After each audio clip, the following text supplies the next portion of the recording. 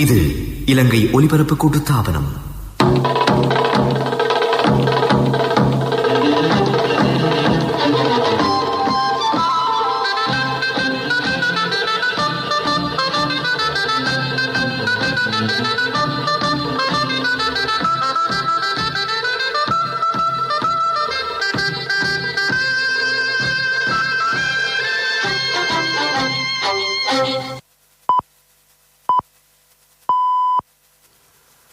நேரம் 6 மணி.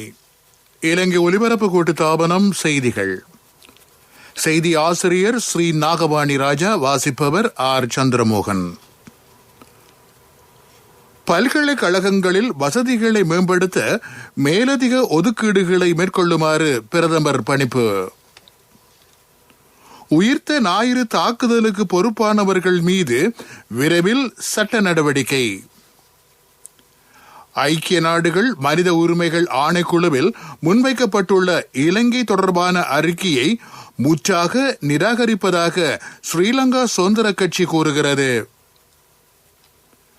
வெளிநாட்டு பணியாளர்களை நாட்டிற்கு அழைத்து வரும்போது தனிமைப்படுத்தல் செயற்பாட்டிற்கான மொத்த செலவீனங்களையும் அரசாங்கம் ஏற்கிறது. நைஜீரியாவில் கடத்தப்பட்ட 300 மாணவர்கள் பாதுகாப்பாக விடுவிப்பு. இலங்கை கிரிக்கெட் அணி மீது பயங்கரவாத தாக்குதல் மேற்கொள்ளப்பட்டு இன்றுடன் 12 வருடங்கள் ஆகின்றன. சுவிட்சத்தின் நோக்கு கொள்கை திட்டத்திற்கு அமைய நாட்டின் பல்கலைக்கழகங்களுக்கு மேலதிகமாக இணைத்துக் கொள்ளப்படும் மாணவர்களுக்காக பல்கலைக்கழகத்தின் வசதிகளை மேம்படுத்துவதற்கு மேலதிக ஒதுக்கீடுகளை மேற்கொள்ளுமாறு பிரதமர் மஹிந்த ராஜபக்ச குறித்த தரப்பினருக்கு ஆலோசனை வழங்கியுள்ளார். பல்கலைக்கழகங்களுக்கு தேவையான உட்கட்டமைப்பு வசதிகளை வழங்குவது தொடர்பில் பல்கலைக்கழக ஆணைக்குழுவின் அதிகாரிகள் மற்றும் பல்கலைக்கழக உபவேந்தர்களுடன் அலரி மாளிகையில் நேற்று இடம்பெற்ற சந்திப்பின் போதே பிரதமர் இதனை குறிப்பிட்டார். இந்த கலந்துரையாடலின் போது பல்கலைக்கழகத்திற்கு 41,000 மாணவர்கள் இணைத்துக் கொள்ளப்பட உள்ளதாக பல்கலைக்கழக மானியங்கள் ஆணைக்குழுவின் தலைவர் சிரேஷ்ட பேராசிரியர் சம்பத் அமரதுங்க தெரிவித்தார். அதன்படி இம்முறை மேலதிகமாக 10,588 பேர் பல்கலைக்கழகங்களுக்கு இணைத்துக் கொள்ளப்படுகின்றார்கள். மருத்துவ பீடத்திற்கு 479 மாணவர்கள் இணைத்துக் கொள்ளப்படுகின்றார்கள். அதன்படி புதிதாக 4 மருத்துவ பீடங்கள் ஆரம்பிக்கப்பட உள்ளன. பல்கலைக்கழக கட்டமைப்பில் சுகாதார மற்றும் மனிதவள முகாமைத்துவத்திற்காக 500 கோடி ரூபாய் மேலதிக நிதி தேவைப்படுவதாகவும் பல்கலைக்கழக மானியங்கள் ஆணைக்குழுவின் தலைவர் குறிப்பிட்டார். உயிர்த்த ஞாயிறு தாக்குதலுடன் சம்பந்தப்பட்ட சந்தேக நபர்கள் மீது குற்றச்சாட்டுக்களை பதிவு செய்வதற்காக விசாரணைகள் உரிய முறையில் முன்னெடுக்கப்படும் என சட்டமா அதிபர் டபுல டி லிவேரா தெரிவித்துள்ளார்.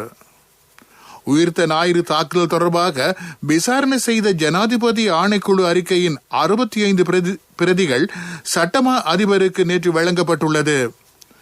ஜனாதிபதி செயலாளரால் குறித்த பிரதிகள் சட்டமா அதிபருக்கு ஒப்படைக்கப்பட்டதாக சட்டமா அதிபரின் ஒருங்கிணைப்பு அதிகாரி அரச சட்டத்தரணி நிஷார் ஜெயரத்ன தெரிவித்தார். இந்த நிலையிலேயே சட்டமா அதிபர் இதனை குறிப்பிட்டுள்ளார்.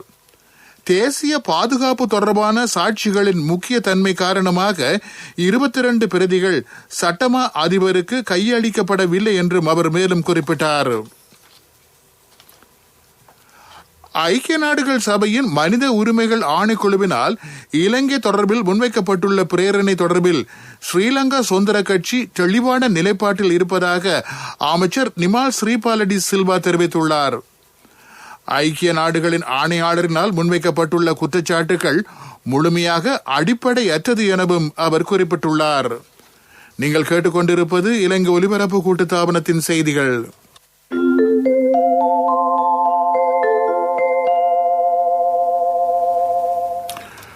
வெளிநாட்டு பணியாளர்கள் மீண்டும் நாட்டிற்கு அழைத்து வரப்படும் பொழுது தனிமைப்படுத்தல் செயற்பாடுகளுக்காக செலவிடப்படும் தொகை முழுமையாக இலங்கை வெளிநாட்டு வேலைவாய்ப்பு பணியகத்தினால் ஏற்றுக்கொள்ளப்படுவதாக அதன் தலைவர் கமல் ரத்வத்த தெரிவித்துள்ளார்.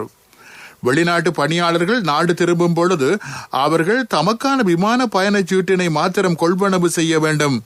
மத்திய கிழக்கு நாடுகளில் நிர்கதியாகியுள்ள இலங்கை பணியாளர்களை மீண்டும் நாட்டிற்கு கொண்டு வருவதற்கு பிரதமர் மஹிந்த ராஜபக்ச மற்றும் வெளிவிவகார அமைச்சர் ஆலோசனைகளை வழங்கியுள்ளார்கள்.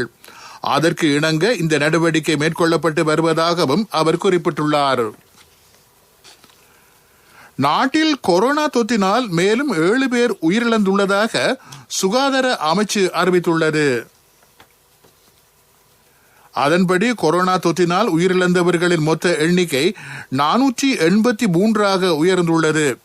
இதனிடையே நாட்டில் கொரோனா தொற்று உறுதியான மேலும் 153 பேர் அடையாளம் காணப்பட்டுள்ளதாக சுகாதார அமைச்சின் தொற்று நோயியல் பிரிவு அறிவித்துள்ளது.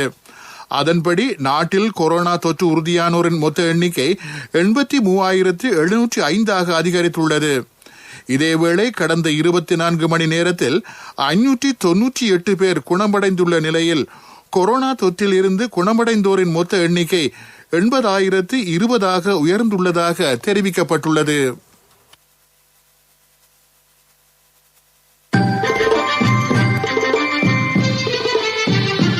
பிரதான செய்தி வழங்குவோர் ஒவ்வொரு வீட்டிலும் இருக்க வேண்டிய வீட்டு வைத்தியர் சித்தாலேப.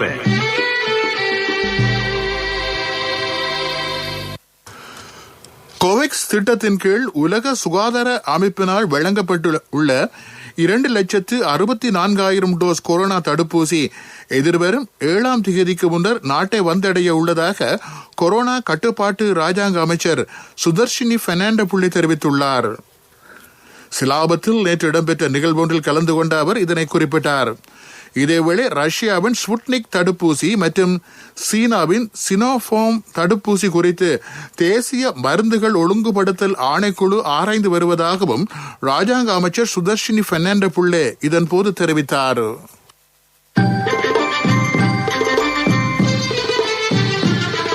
பிரதான செய்தி வழங்கியோர் ஒவ்வொரு வீட்டிலும் இருக்க வேண்டிய வீட்டு வைத்தியர் சித்தாலேப. உங்கள் கவனத்திற்கு யாழ்ப்பாண போதனா வைத்தியசாலையின் இரத்த வங்கியில் அனைத்து குருதி வகைகளுக்கும் தட்டுப்பாடு நிலவுகின்ற நிலையில் குருதி கொடையாளர்கள் உயிர்காக்கும் பணிக்கு முன்வர வேண்டும் என வடபிராந்திய குருதி மாற்று பிரயோக வைத்திய நிபுணர் மதுராங்கி கிருஷ்ணபிள்ளை வேண்டுகோள் விடுத்துள்ளார். சகல வகையான இரத்த வகைகளுக்கும் தட்டுப்பாடு நிலவுகிறது. கோவிட் தொற்று காரணமாக நடமாடும் இரத்த தான முகாம்களை நடத்த முடியாமல் போனதால் நாடளாவிய ரீதியில் இரத்த சேகரிப்பில் பாரிய வீழ்ச்சி ஏற்பட்டது. கர்ப்பிணி பெண்கள், விபத்துகளில் பாதிக்கப்படுவோர் மற்றும் புற்றுநோயாளர்களுக்கு வழங்குவதற்கு அதிக இரத்தம் தேவைப்படுகிறது. 18 வயதுக்கு மேற்பட்டவர்கள், 50 கிலோ உடல் நிறை உடையவர்கள் இரத்த வங்கியில் இரத்தம் வழங்க முடியும். தேசிய குருதி மாற்று பிரிவு எனும் இணையதளமூடாக முற்பதிவுகளை செய்து குருதியை வழங்க முடியும் எனவும் அவர் குறிப்பிட்டுள்ளார். உங்கள் கவனத்திற்கு பீப்பிள்ஸ் லீசிங் புரட்சியுடன் இணையுங்கள். மகத்தான வட்டி குறைப்படன் இணையற்ற லீசிங் தவணைகள். விவரங்களுக்கு அருகில் உள்ள பீப்பிள்ஸ் லீசிங் கிளைக்கு வாருங்கள் அல்லது அலைங்கள் 0112-206-300. பீப்பிள்ஸ் லீசிங், நம்பிக்கையின் முதல்வன். உலகச் செய்திகள் அனுசரணை வழங்குவோர் பீப்பிள்ஸ் லீசிங், நம்பிக்கையின் முதல்வன். ரஷ்யா மீது அமெரிக்கா பொருளாதார தடையை விதித்துள்ளது. எதிர்க்கட்சி உறுப்பினர் அலெக்சி நவல்னியை கொலை செய்ய முயற்சித்த சம்பவத்தை அடுத்து ரஷ்யர்கள் மற்றும் ரஷ்ய நாட்டு நிறுவனங்கள் மீது அமெரிக்கா பொருளாதார தடைகளை விதித்துள்ளதாக சர்வதேச செய்திகள் தெரிவிக்கின்றன. அதன்படி ஐரோப்பிய ஒன்றியத்துடன் இணைந்து இந்த நடவடிக்கைகள் எடுக்கப்பட்டு வருவதாக அமெரிக்க ஜனாதிபதி ஜோ பைடன் நிர்வாகத்தின் மூத்த அதிகாரிகள் தெரிவித்துள்ளனர். இந்த நிலையில் எதிர்க்கட்சி உறுப்பினர் அலெக்சி நவல்னியை சிறையில் இருந்து விடுவிக்க வேண்டும் என்றும் அமெரிக்கா வலியுறுத்தியுள்ளது. ஆக்ஸ்போர்ட் ஆஸ்ட்ராசெனகா தடுப்பூசியின் சுமார் 4 மில்லியன் டோஸின் முதல் தொகுதி நைஜீரியாவை சென்றடைந்துள்ளது. கோவிட்-19 தடுப்பூசிகள் அனைத்து நாடுகளிடமும் நியாயமான முறையில் பகிரப்படுவதை உறுதி செய்ய முயற்சிக்கும் ஐக்கிய நாடுகளின் ஆதரவு திட்டமான கோவேக்ஸ் திட்டத்தின் ஒரு பகுதியாக இது அமைந்துள்ளது. நைஜீரியாவுக்கு முதல் தொகுதி கொண்டுவரப்பட்டுள்ளதை நைஜீரியாவுக்கான யுனிசெஃப் உறுதி செய்துள்ளது. நைஜீரியா மொத்தம் 16 மில்லியன் டோஸ் தடுப்பூசியை எதிர்பார்க்கிறது. கொரோனா வைரஸ் தொற்றை கட்டுப்படுத்துவதற்கான உலகளாவிய முயற்சியில் உலகின் மிகவும் பாதிக்கப்படக்கூடிய மக்களுக்கு COVID-19 தடுப்பூசிகளை பெறுவதை நோக்கமாக கொண்ட கோவேக்ஸ் திட்டத்தின் முதல் தொகுதி முன்னதாக கானாவுக்கு அனுப்பி வைக்கப்பட்டமையும் குறிப்பிடத்தக்கது.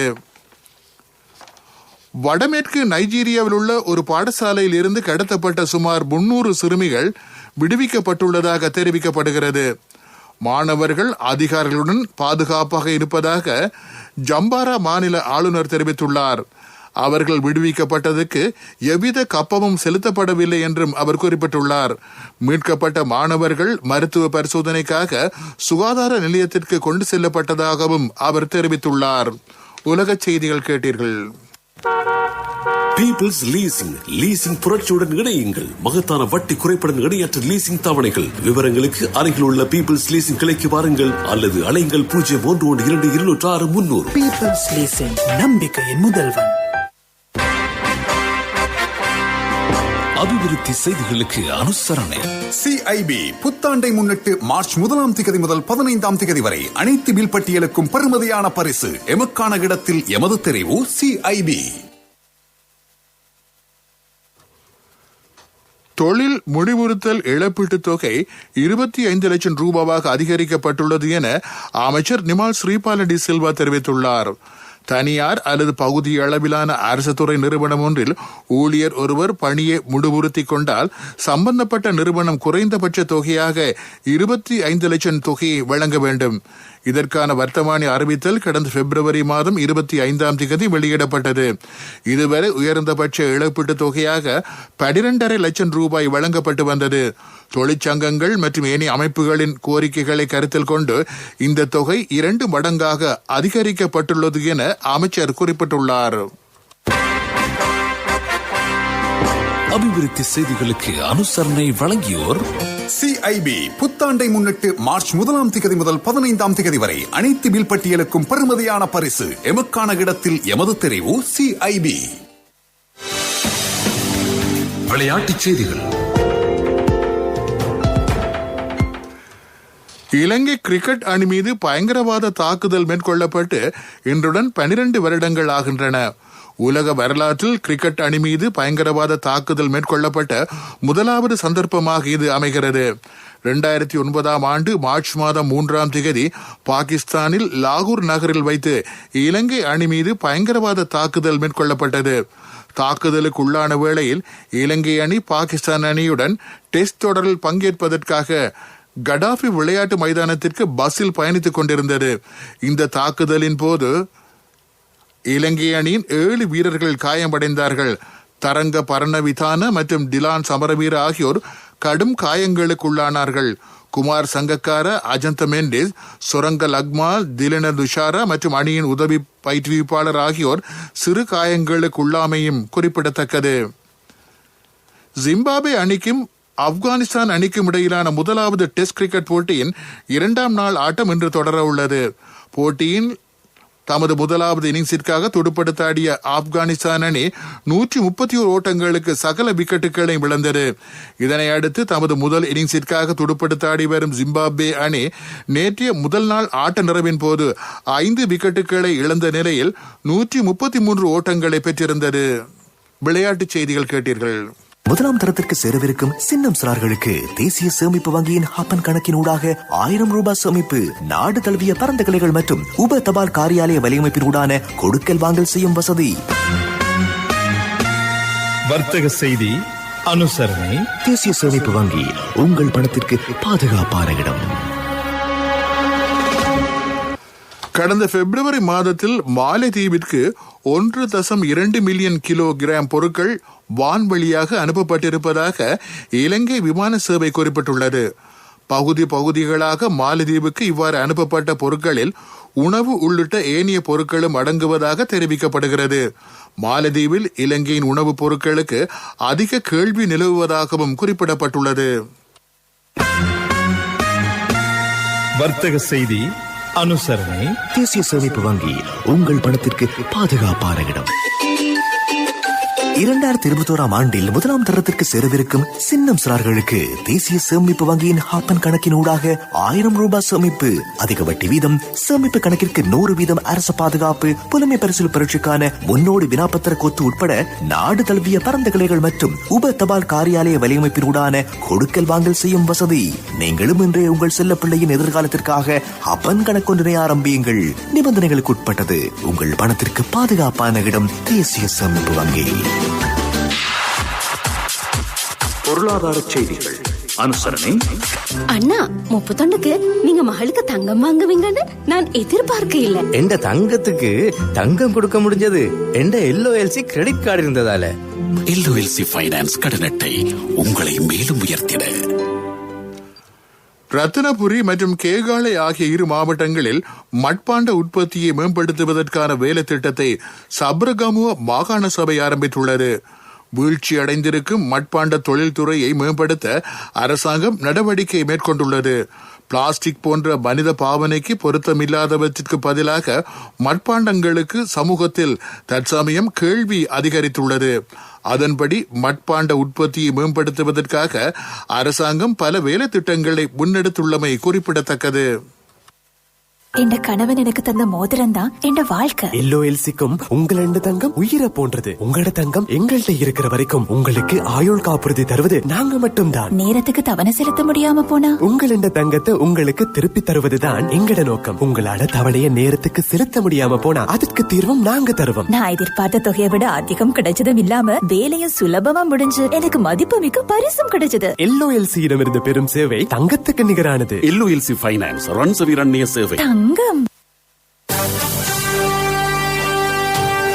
காலநிலை அறிக்கை.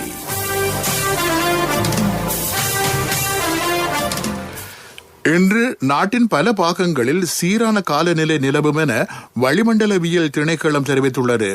மத்திய சப்ரகமோ, ஊவா மற்றும் மேல் மாகாணங்களில் காலை வேளையில் பனிமூட்டம் காணப்படலாம் என்றும் தெரிவிக்கப்பட்டுள்ளது. காலநிலை அறிக்கை கேட்டீர்கள். மீண்டும் தலைப்புச் செய்திகள்.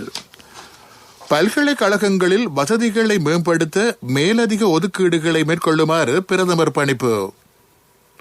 உயிர்த்த ஞாயிறு தாக்குதலுக்கு பொறுப்பானவர்கள் மீது விரைவில் சட்ட நடவடிக்கை. ஐக்கிய நாடுகள் மனித உரிமைகள் ஆணைக்குழுவில் முன்வைக்கப்பட்டுள்ள இலங்கை தொடர்பான அறிக்கையை முற்றாக நிராகரிப்பதாக ஸ்ரீலங்கா சுதந்திர கட்சி கூறுகிறது. வெளிநாட்டு பணியாளர்களை நாட்டிற்கு அழைத்து வரும்போது தனிமைப்படுத்தல் செயற்பாட்டிற்கான மொத்த செலவினங்களையும் அரசாங்கம் ஏற்கிறது. நைஜீரியாவில் கடத்தப்பட்ட 300 மாணவர்கள் பாதுகாப்பாக விடுவிப்பு. இலங்கை கிரிக்கெட் அணி மீது பயங்கரவாத தாக்குதல் மேற்கொள்ளப்பட்டு இன்றுடன் 12 வருடங்கள் ஆகின்றன. இத்துடன் செய்திகள் முடிவடைந்தன.